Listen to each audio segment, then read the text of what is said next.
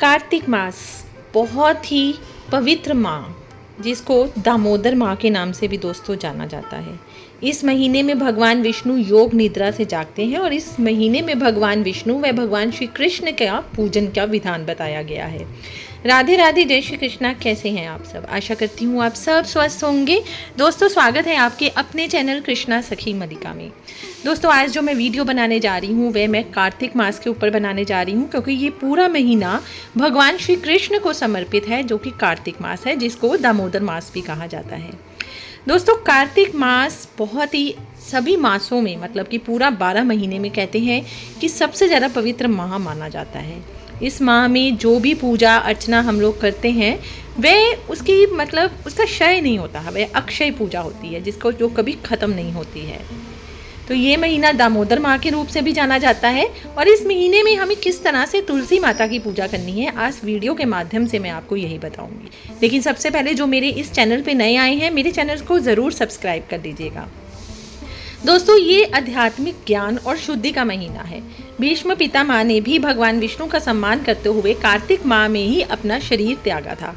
मान्यता ये भी है दोस्तों कि इस महीने भगवान विष्णु और भगवान श्री कृष्ण की पूजा करने से संकटों से मुक्ति मिलती है, सुख समृद्धि का आगमन होता है। तो किस तरह से, कब, किस तरह से हमने तुलसी पूजा करनी है, किस तरह से दीप प्रज्वलित करने हैं इस महीने में, ये मैं आज आपको बताऊंगी।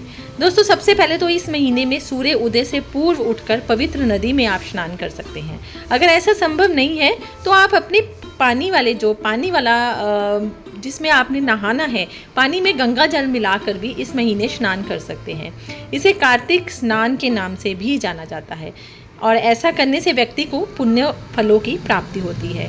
इस महीने दोस्तों दीप दान व तुलसी पूजा करने का अत्यंत शुभ व लाभकारी महीना माना जाता है।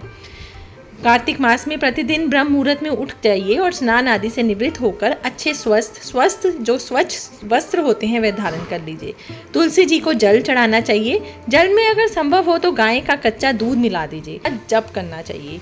तुलसी के पेड़ में कार्तिक मास में सुबह शाम कहते हैं कि दीपक जलाने से हमारे घर में सुख शांति समृद्धि बनी रहती है और जो माँ लक्ष्मी है वह सदैव प्रसन्न रहती है। कार्तिक मास में रोजाना कम से कम 3 बार तुलसी की परिक्रमा करनी चाहिए और ऐसा करने से कहते हैं माँ लक्ष्मी अत्यंत प्रसन्न रहती हैं।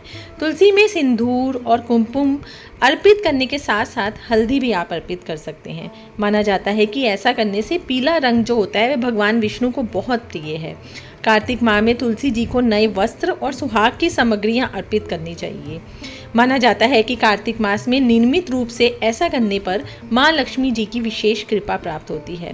दोस्तों, कार्तिक मास में रोजाना सूर्यास्त के बाद तुलसी के नीचे दिया जलाने का खास महत्व होता है। कार्तिक मास में रोजाना जल में काले तिल मिलाकर अर्पित कीजिए और पहले सूर्य देव को जल अर्पित करिए और उसके बाद तुलसी जी में जल डालिए।